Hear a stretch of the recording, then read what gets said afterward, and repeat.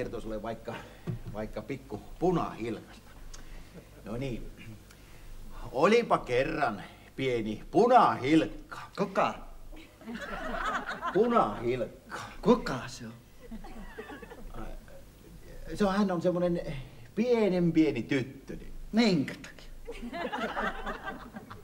Ai mitä minkä takia? Minkä takia se on niin pieni? Onko riisitauti iskenyt vai onko se vaan vitamiinin puute? Kuulpas, kun punahilkka oli sen takia niin pieni, että hän oli vielä niin nuori. Minkä sikäli? No, hän ehkä oli siinä noin 4 vuotta vanha. Ai kyllä oli pieni ikäisekseen. Minäkin olen sentään vasta 3 ja mulla maha. Kato vaikka. Juu, on maha. Anna peitto päälle. Kato. Jatketaan satua. Niin, kuten siis sanottu, niin olipa kerran pieni punahilkka. Milloin? Kerran. Mitähän se nyt kerran voi olla? Eikö se toista kertaa ollutkaan punainen? Kuulkas, kun sitä vaan sanotaan sillä tavalla, Kuka että oli... sanoo sillä tavalla?